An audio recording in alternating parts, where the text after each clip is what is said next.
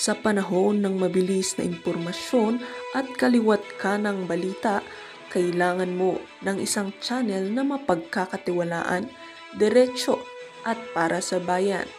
Ito ang Balitang Pambansa, ang iyong bagong tahanan ng mainit na issue, tunay na impormasyon at mga balitang hindi mo dapat palampasin. Mula sa mga trending na kaganapan sa social media hanggang sa mga seryosong isyong pambansa. Bantay kami sa bawat sulok ng bansa para sa iyo. Hindi lang basta chismis, kundi validated news, mga impormasyon na may batayan at mga kwento ng tunay na buhay Pilipino. At kung gusto mong laging nauuna sa kaalaman, huwag kalimutang mag-like, mag-share at higit sa lahat, mag-subscribe. Dahil sa Balitang Pambansa, balita mo, boses mo, bayan natin ito.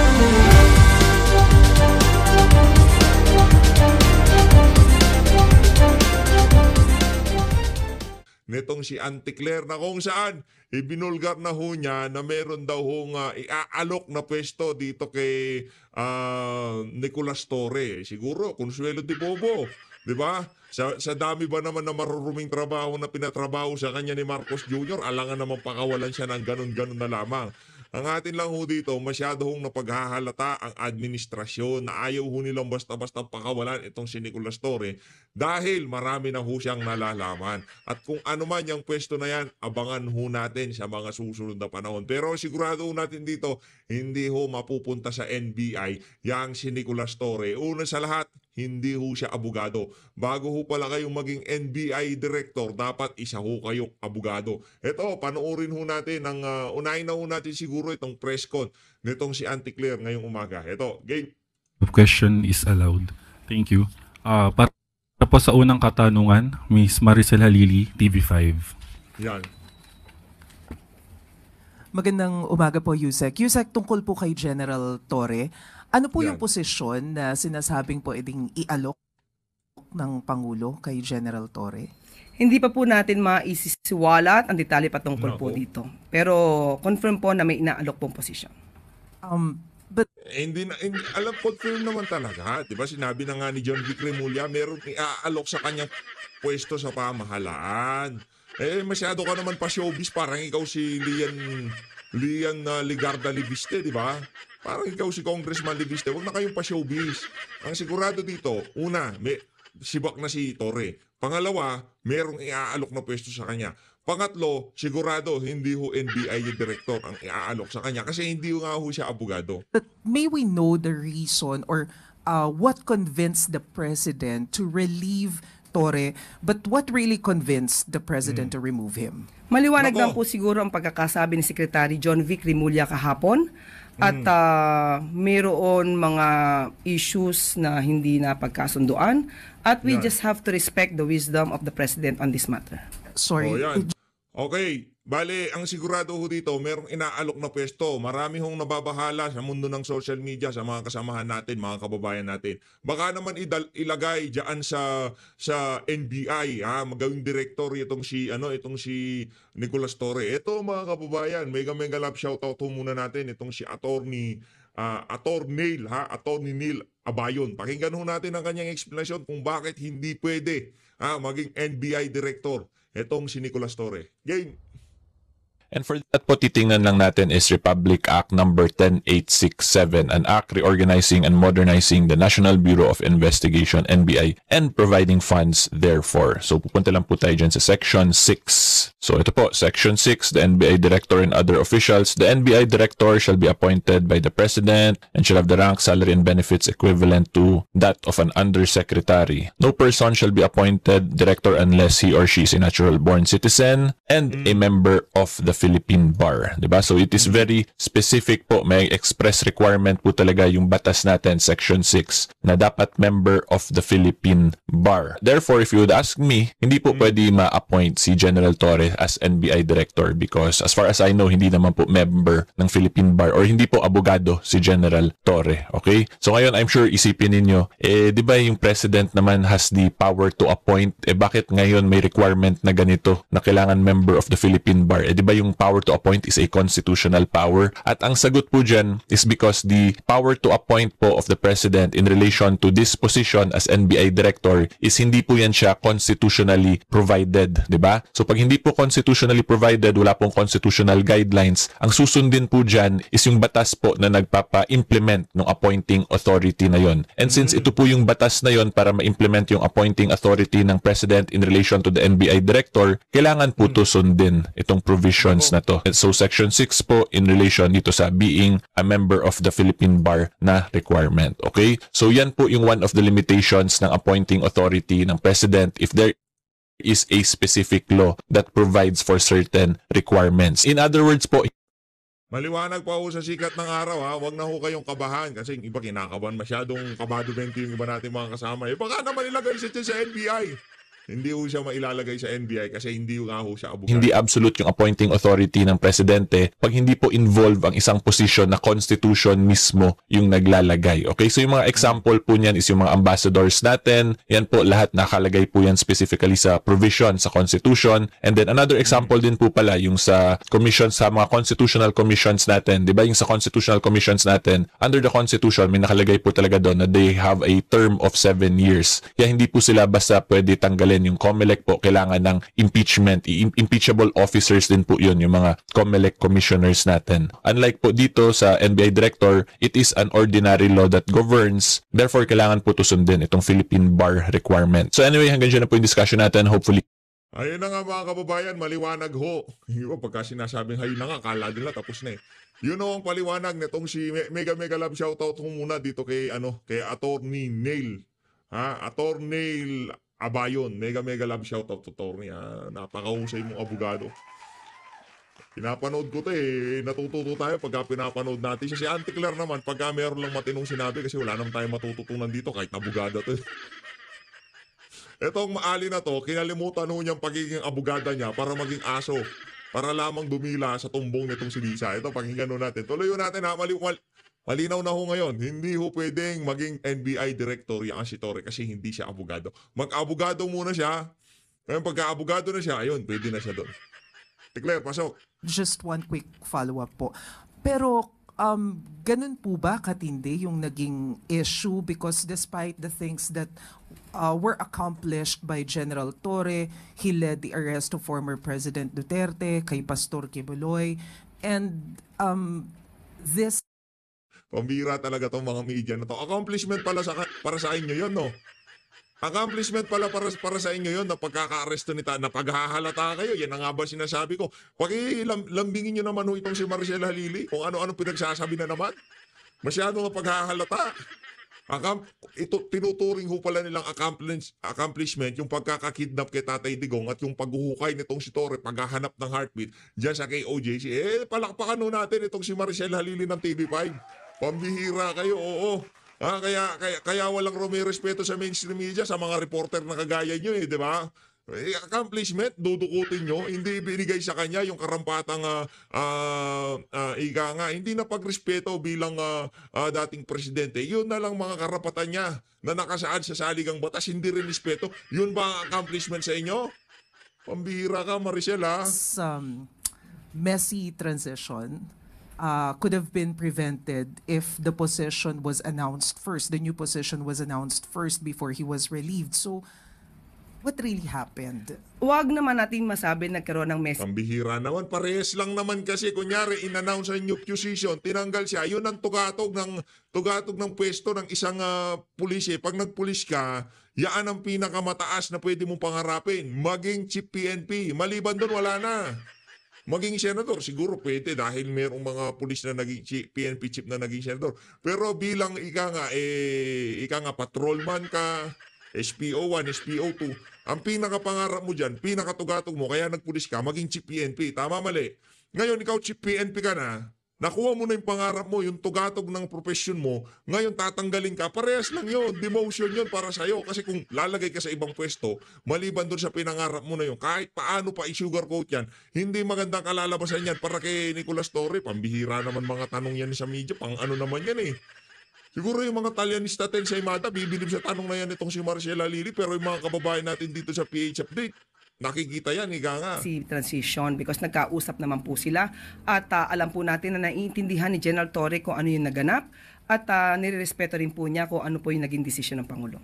Sorry ma'am, alam ko hanggang 2 questions lang. But quick follow-up, is it a cabinet position po yung i-offer kay General Torre? Ibibigay po namin na detalye kapag ka po naayos na po at nabigay na po ang pagsang-ayon ni General Torre. Hindi kasi pwedeng basta-basta sibakin si Torre. Sa dami ho na nalalaman niya. Sa dami ng bantot na nalalaman niya sa pamilya na yan. Lahat ho ng hawak ko sa betlog nitong kung paano ang paghawak sa betlog nitong si Martin Romualdez dito kay Marcos Jr. Ganin din ang hawak sa betlog nitong si Nicolas Torre kay Marcos Jr. Kaya hindi ho siya pwedeng pakawalan sa wild. Di ka nga baka mag-wild yan, di ba? Pero ika nga nitong si Sir De Leon, dito sa PH Update, sir, kung gusto mong kumanta ha, bibigyan kita ng magandang -1. Okay, salamat po Yusek. Thank you. Luisa Cabato, Inquirer.net. Tore pa rin. Good morning po, Yusek. Ano pong reaksyon ng Malacanang sa sinabi ng Makabayan Bloc na yung pagkaalis po kay Torres sa posisyon shows that there are widening cracks sa Marcos administration? Hindi po yan nangyayari at hindi po yan ang nakikita natin dahil sabi nga po natin si General Torre ay napakagaling na public servant at maaari Galing po pa rin talaga, siya ha? magsilbi sa bayan. So hindi po natin nakikita na kung ano yung nakikita ng Makabayan Bloc. Thank you. Tristan Odalo, Newswatch Plus. Hi Yusek, good morning po. Si Davao Acting Mayor Baste Duterte sa isang interview po sa The Netherlands ay kinwestiyon yung motive ng flood control probe ng Marcos administration. He even said that it is a PR stunt kasi ginagawa niyang press release yan ngayon, PR stunt niya ngayon yan, arguing that Marcos cannot escape accountability after 3 years in office. So maybe the question is, how does Malacanang want to assure the public that this probe is not just for image cleansing? Yan yung public. Teka lang. Atake kagad eh. Yun ang sentimiento ng sambayanan. Ito talagang si Auntie Claire. Kaya kayo napupula ang metrols dyan eh. Di ba? Ang tanong, yung bang ginagawa na yan ni President, baka publicity stunt lang yan. Paano kayo makakasigurado na ang ginagawa nila na yan, para mapanagot talaga yung mga kontraktor, hindi yung ano lang, ika nga, ma-absuelto yang si Marcos Jr. Pakinggan nyo atake niya. Sino po yung sinabi niyong public official? Mayor Baste po. Nasaan po siya ngayon? Nasa The Netherlands. Wala po sa Davao City. Okay. Kung sinasabi... Issue doon. Anong issue kung wala siya sa Davao City? Anong ginagawa niya sa Netherlands? Kinidnap yung ama niya ng administrasyon na kinabibilangan mo. Pinadala sa Netherlands. Kung nandun man siya, hindi. Kung wala doon si Tatay Digong at nasa Netherlands si Mayor Baste, magkikisama ako sa kabuktutan nyo na yan. Pero kung pinadala nyo doon ang ama nila, wala silang choice kung hindi pumunta doon dahil may edad na yung ama nila, itong si dating Pangulong Rodrigo Duterte, at bibisitahin doon at hinahanap na sila, hindi ho kalabisan yung ginagawa nila. Alam nyo anong kalabisan dito? Yung 1 billion per day na ginagastos ng administrasyon ni Marcos Jr. Kasi ang implementing agent si DPWH para sa flood control at wala kaming nakikitang resulta. Yon ang kalabisan, madam. Sabi niya po na ito'y PR stunt, manood na lamang po siya. Wow, talaga naman. Thank you po. Sabi ko sa inyo, manood na lamang Next po siya. is Alvin Baltasar. Manood na lamang po siya. O bakit hindi pa iniimbestigahan yung hindi pa lina-lifestyle check yung mga kasapi dyan sa DPWH? Ba't hindi pa kino-call out yung mga top 15, yung mga nagmamay-ari doon, ng mga kongresistang kontratista? Mga konektado doon sa top 15, kung talagang DPR stand yan, anong papanoorin namin? Yung mga tingnan niya, ganon? Yak! Sabi mo sa akin, mag-toothbrush muna ba? Pambira, oo. Radyo Diri. Pilipinas.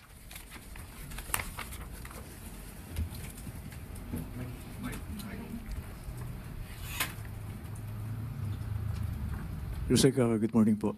Yusek, meron po ba tayong timeline para masampahan na finally ng kaso yung mga taong involved dito sa flood control project Yan, sa anomaly? Para makapag-request na rin tayo ng whole departure order kung sakasakali man doon sa mga taong sangkot at hindi makalabas ng bansa. Eh, ang problema, Brad, kahit tatawa lang whole departure order, yung iba pinagugugur na di ba? Si Saldico wala na, di na makagilap. Buhay pa ba si Saldico? Wala, hindi tayo nagnanasa ng kung ano mang kapahamakan kay Saldico. Gusto natin siya marinig yung mga paliwanag niya, ha? Baka itwist tong video natin, mahirap na. Tayo hindi nagnanasa ng anumang kapahamakan sa kung kanino man. Ang tinatanong natin, nasaan na si Saldico? Bakit hindi siya magpaparamdam? Kasi pagka nawawala kang ganyan, minsan pumapasok sa utak ng ating mga kababayan, buhay pa ba yan? Di ba? Buhay ka pa ba? Di ba? Ginagano na. Kunyari, matagal kang hindi nagkita ng kaibigan mo. Buhay ka pa pala? Di ba? Ginaganon ka, di ba? Meron ganong biro eh. Ngayon, tanong natin dito kay Saldico, buhay ka pa ba, Brad? Kunyari, kayo magkaibigan, ni Sandicada, di kayo nagkita. Kita kayo, buhay ka pa pala? Tagal natin hindi nagkita. Yan ang sasabihin natin kay Saldico pagka nakita natin siya.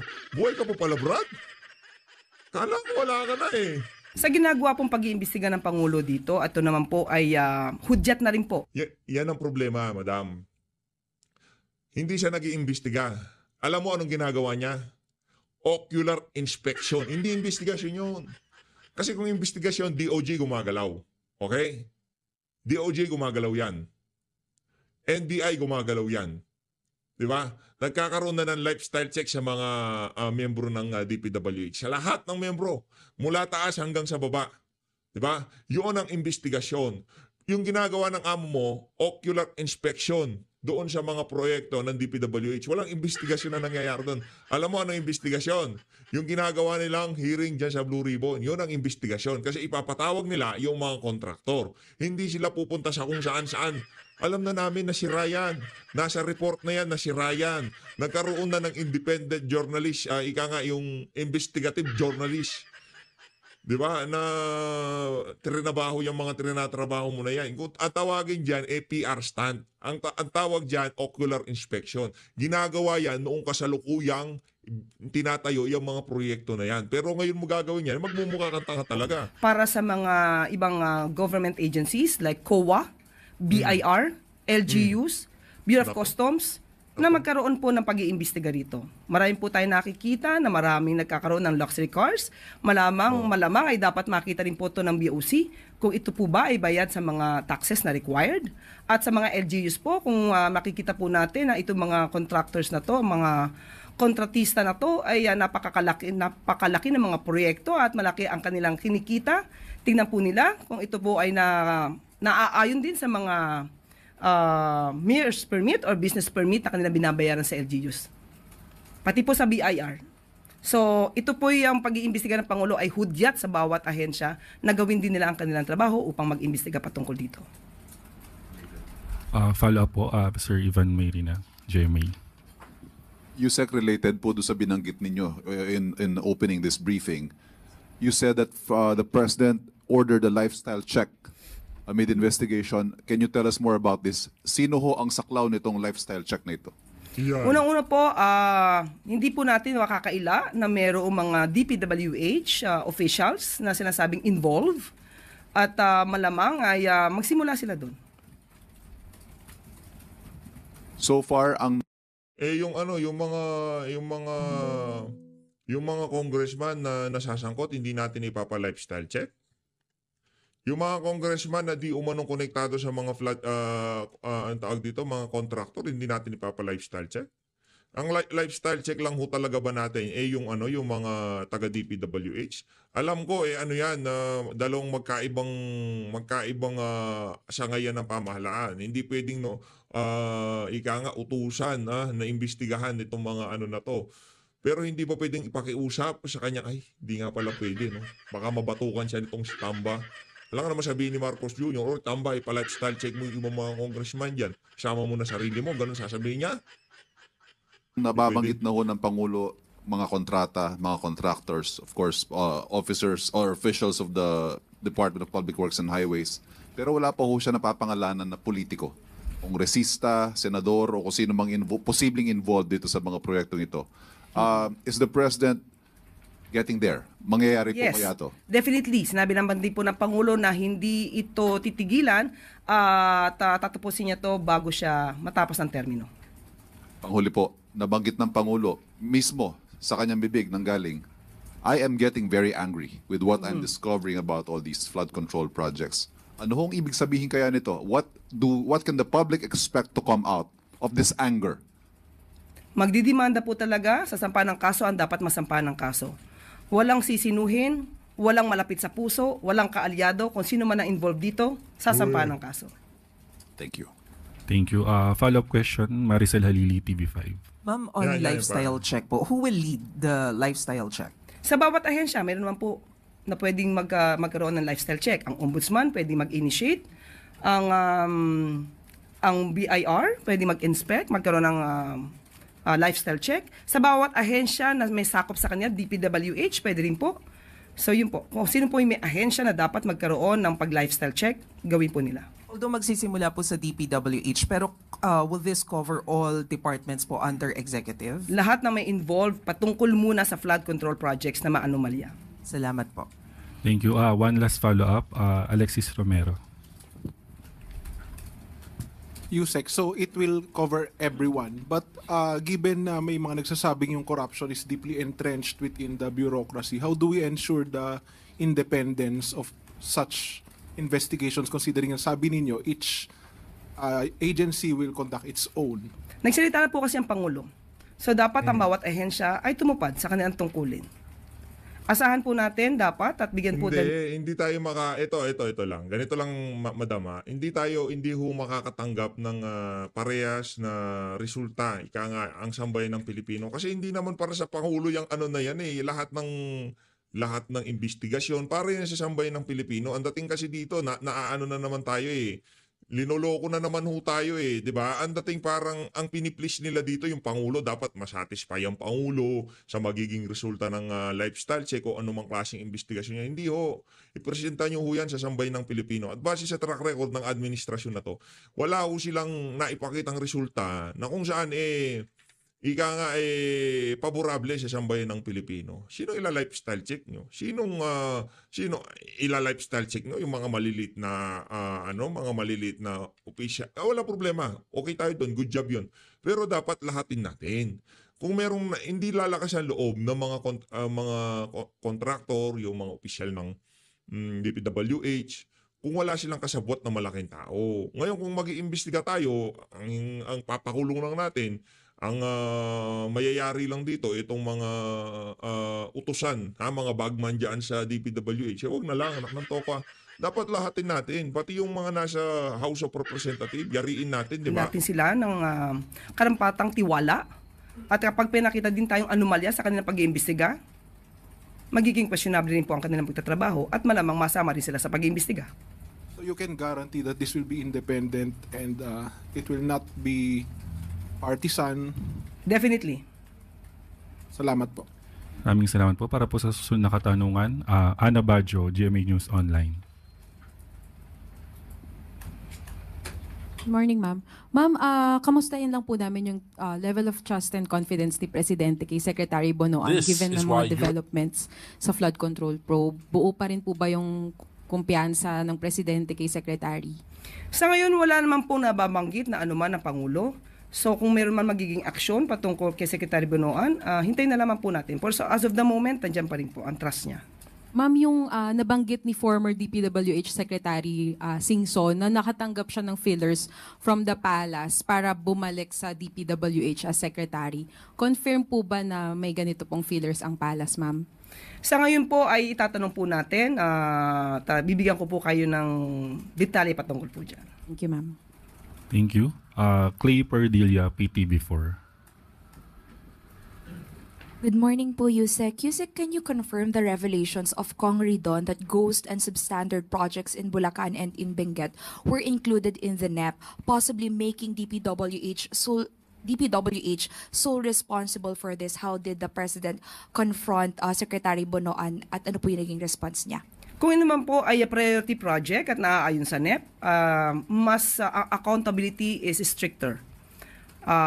Mas lalo itong tututukan ng Pangulo. Pero ito man po ay nasa NEP o parte ng insertions at proyekto ng ibang mga politiko, hindi po nangangahulugan na hindi imbestigahan. Lahat po yan, pantay-pantay na imbestigahan.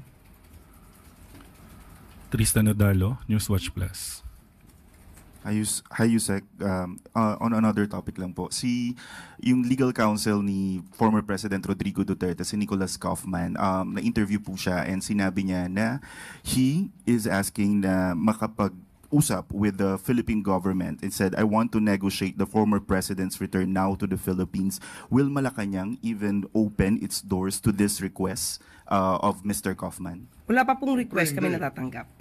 Siyempre hindi. But kung alangan naman pauwiin nila itong si dating Pangulong Rodrigo Duterte. Anong kapalit? Mananahimik si Tatay Digong, anak ng toko. Malamang, siguro isa yun sa mga isa yun sa, sa edad ni Tatay Digong, kung sakaling ganun man ang kondisyon, di na rin ho natin masisisi kasi kailangan na ho talaga niyang umuwi. Marami na hong nangungulila dito kay dating Pangulong Rodrigo Duterte. At dahil dyan, alis na ho tayo kay Anti-Clear kasi doon lang ho tayo sa DPWH. Pero pagdating dito kay dating Pangulong Rodrigo Duterte, tandaan ho natin, sila nagpadala kay Tatay Digong. Ngayon, kung ipauuwi nila si Tatay Digong, nandito siya sa 2028, para ho yung batong ipinukpok nila sa kanilang ulo. Diba? Kahit tahimik lang yan si Tatay Digong, yung yung karisma niya, yung presensya niya, ramdam sa buong sa mga kapuluan ng basang Pilipinas, di ba? O rekta na ho tayo dito kay ang tawag dito kay Paulo Marcoleta. Ito, Mr. Paulo Marcoleta, Ma'am Ala Rodante Marcoleta to Huwag ho kayo magpalito hindi ho si Senator Rodante Marcoleta to, Paulo Marcoleta. Rather large. From 493 million in 2023, it reached nearly 90% to 933 million in 2024, only to be cut to 695 million in 2025. And now, the PCO is requesting a 954 million budget for 2026. This rather yo-yo or fluctuating budgeting makes it impossible to track long-term strategies. Could you kindly explain to us what new urgent mandate justified the nearly doubling of your budget in a single year?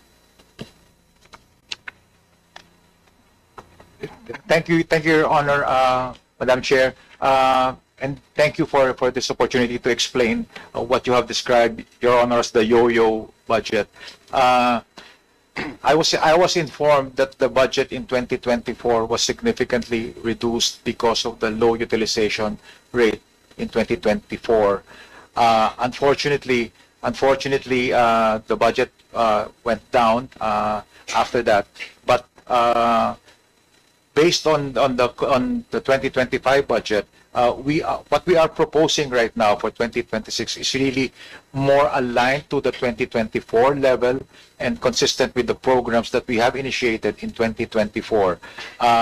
Plus, not to mention the fact that we are looking at a very important year for this administration next year. We are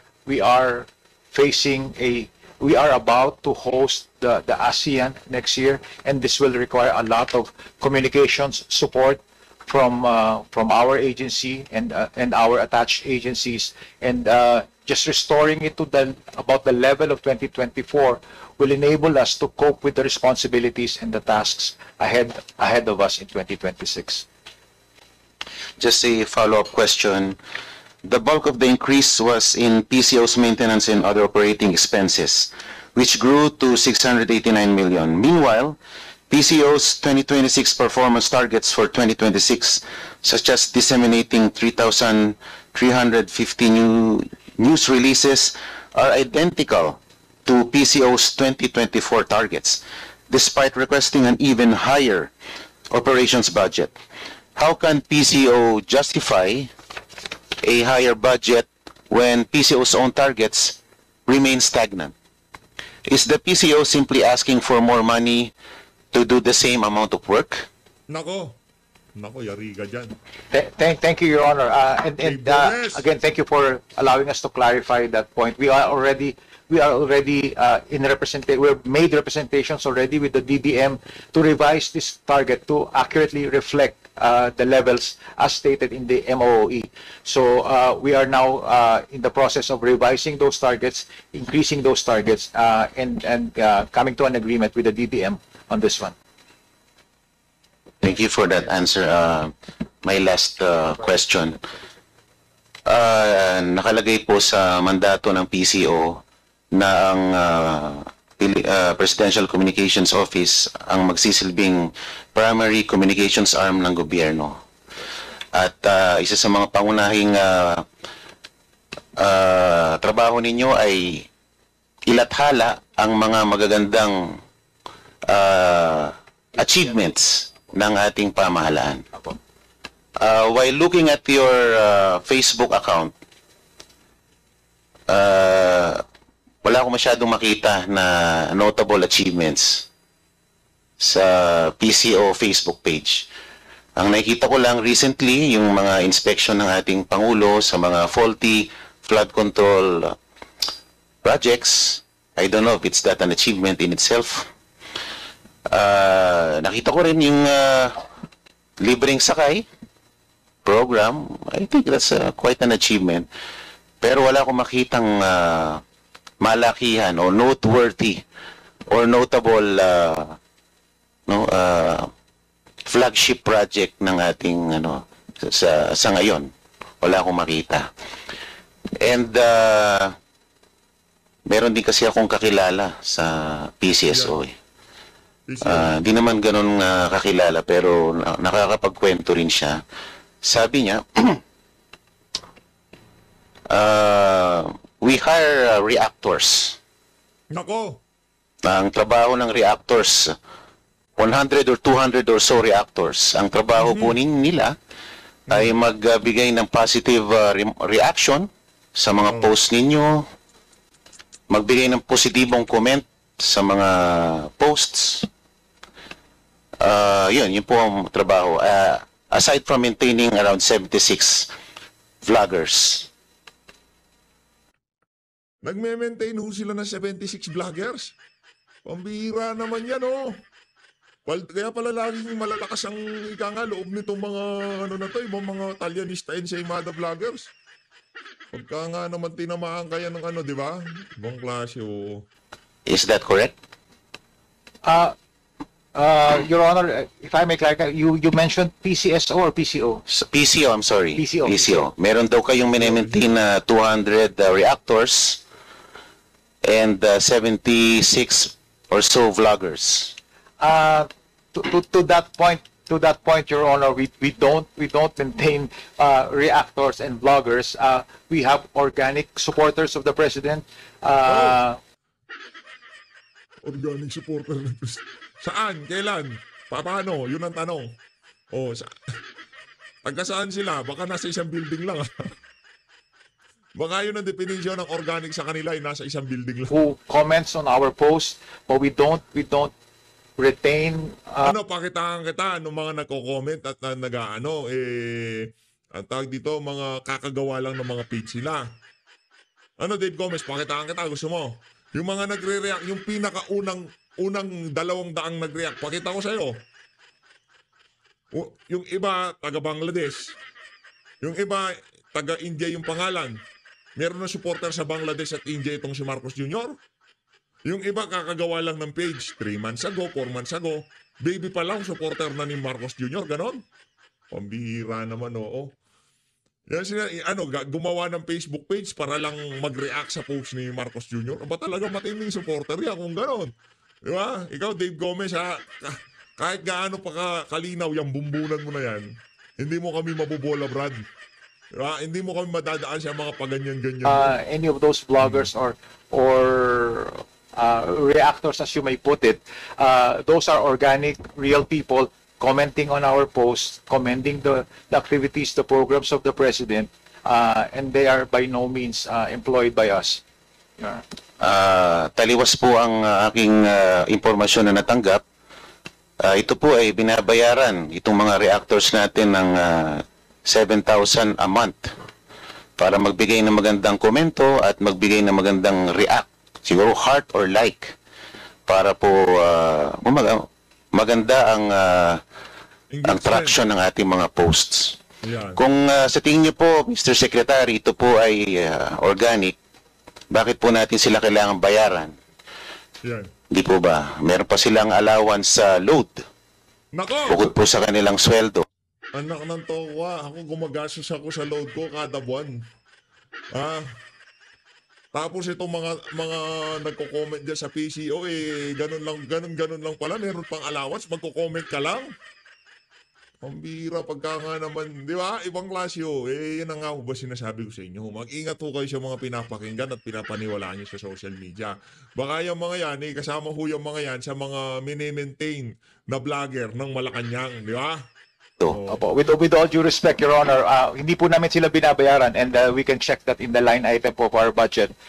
Wala po kaming binabayaran na gano'n. As I said, and I will reiterate, these are organic, real people who supports the President and comments positively on the activities and programs of the President on our official channels, official platforms in social media. So wala po yun sa line item ng budget namin, Your Honor.